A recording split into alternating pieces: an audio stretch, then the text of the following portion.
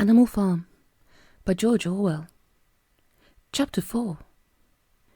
By the late summer, the news of what had happened on Animal Farm had spread across half the county.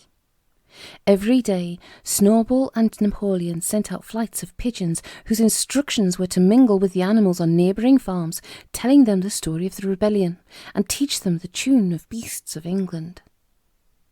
Most of this time, Mr. Jones had spent sitting in the taproom of the Red Lion at Willingdon, complaining to anyone who would listen of the monstrous injustice he had suffered in being turned out of his property by a pack of good-for-nothing animals.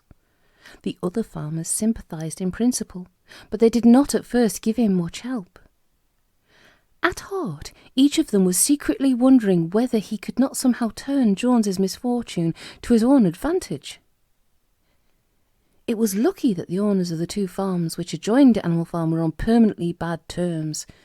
One of them, which was named Foxwood, was a large, neglected, old-fashioned farm, much overgrown by woodland, with all of its pastures worn out and its hedges in a disgraceful condition. Its owner, Mr. Pilkington, was an easy-going gentleman farmer who spent most of his time in fishing or hunting according to the season. The other farm, which was called Pinchfield, was smaller and better kept. Its owner was a Mr. Frederick, a tough and shrewd man, perpetually involved in lawsuits and with a name for driving hard bargains. These two disliked each other so much that it was difficult for them to come to any agreement, even in the defence of their own interests. Nevertheless, they were both thoroughly frightened by the rebellion on Animal Farm and very anxious to prevent their own animals from learning too much about it. At first they pretended to laugh, to scorn the idea of animals managing a farm for themselves. The whole thing would be over in a fortnight, they said. They put it about that the animals on the Manor Farm, they insisted on calling it the Manor Farm, they would not tolerate the name Animal Farm, were perpetually fighting amongst themselves and were also rapidly starving to death. When time passed and the animals had evidently not starved to death, Frederick and Pilkington changed their tune and began to talk of the terrible wickedness that now flourished on Animal Farm. It was given out that the animals there practised cannibalism, tortured one another with red-hot horseshoes, and had their females in common.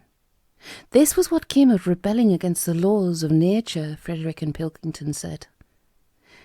However, these stories were never fully believed.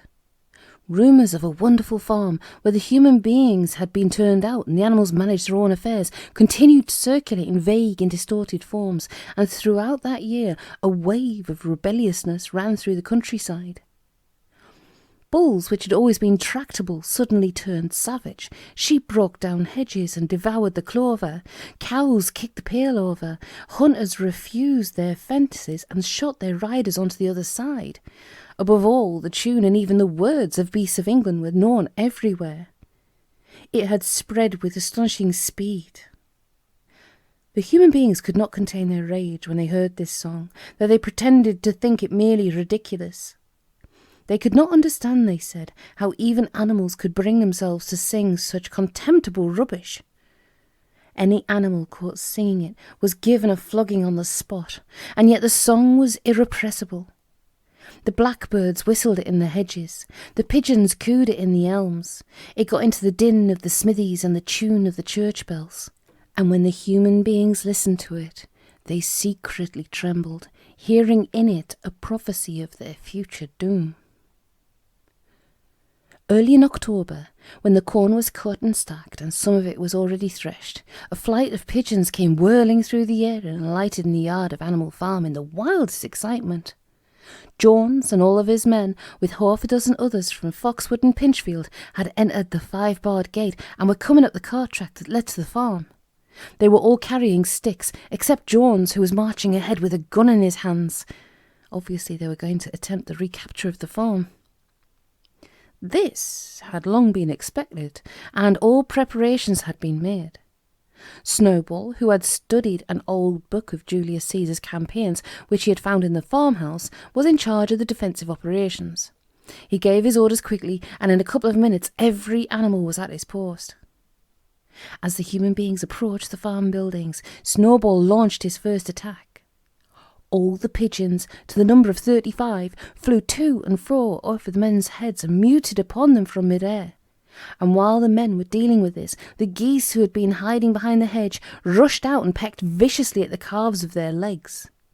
However, this was only a light skirmishing manoeuvre intended to create a little disorder, and the men easily drove the geese off with their sticks. Snowball now launched his second line of attack. Muriel, Benjamin, and all the sheep, with Snowball at the head of them, rushed forward and prodded and butted the men from every side, while Benjamin turned around and lashed at them with his small hooves. But once again, the men, with their sticks and their hobnailed boots, were too strong for them, and suddenly, at a squeal from Snowball, which was a signal for retreat, all the animals turned and fled through a gateway into the yard. The men gave a shout of triumph. They saw, as they imagined, their enemies in flight, and they rushed after them in disorder. This was just what Snowball had intended. As soon as they were well inside the yard, the 3 horses, the 3 cows, and the rest of the pigs, who had been lying in ambush in the cowshed, suddenly emerged in their rear, cutting them off. Snowball now gave the signal for the charge. He himself dashed straight for Jones. Jones saw him coming, raised his gun and fired. The pellets scored bloody streaks along Snowball's back, and a sheep dropped dead. Without halting for an instant, Snowball flung his 15 stone against Jones's legs. Jones was hurled into a pile of dung, and his gun flew out of his hands. But the most terrifying spectacle of all was Boxer, rearing up on his hind legs and striking out with his great iron-shod hoofs like a stallion. His very first blow took a stable lad from Foxwood on the skull and stretched him lifeless in the mud. At the sight, several men dropped their sticks and tried to run. Panic overtook them, and the next moment all the animals together were chasing them round and round the yard. They were gored, kicked, bitten, trampled on. There was not an animal on the farm that did not take vengeance on them after his own fashion. Even the cat suddenly leapt off her roof onto a cowman's shoulders and sank her claws into his neck, at which he yelled horribly. At a moment when the opening was clear, the men were glad enough to rush out of the yard and make a bolt for the main road. And so, within 5 minutes of their invasion, they were in ignominious retreat by the same way as they had come, with a flock of geese hissing after them and pecking at their calves all the way. All the men were gone except one. Back in the yard, Boxer was pawing with his hoof at the stable lad who lay face down in the mud, trying to turn him over. The boy did not stir. "He is dead," said Boxer sorrowfully. "I had no intention of doing that. I forgot that I was wearing iron shoes. Who will believe that I did not do that on purpose?" "No sentimentality, comrade!" cried Snowball, from whose wounds the blood was still dripping. "War is war. The only good human being is a dead one." "I have no wish to take life, not even human life," repeated Boxer, and his eyes were full of tears. "Where is Molly?" exclaimed somebody. Molly, in fact, was missing. For a moment there was a great alarm. It was feared that the men might have harmed her in some way, or even carried her off with them. In the end, however, she was found hiding in her stall with her head buried among the hay in the manger. She had taken to flight as soon as the gun went off, and when the others came back from looking for her, it was to find that the stable lad, who in fact was only stunned, had already recovered and made off. The animals had now reassembled in the wildest excitement, each recounting his own exploits in the battle at the top of his voice. An impromptu celebration of the victory was held immediately. The flag was run up, and Beasts of England was sung a number of times. Then the sheep who had been killed was given a solemn funeral, a hawthorn bush being planted on her grave. At the graveside, Snowball made a little speech, emphasising the need for all animals to be ready to die for Animal Farm if need be. The animals decided unanimously to create a military decoration, Animal Hero First Class, which was confirmed there and then on Snowball and Boxer. It consisted of a brass medal. They were really some old horse brasses which had been found in the harness room, and they were to be worn on Sundays and holidays.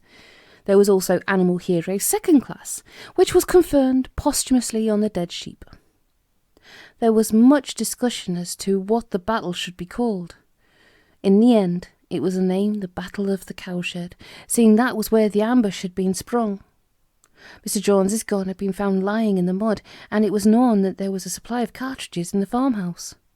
It was decided to set up the gun at the foot of the flagstaff, like a piece of artillery, and to fire it twice a year, once on October the 12th, the anniversary of the Battle of the Cowshed, and once on Midsummer Day, the anniversary of the rebellion.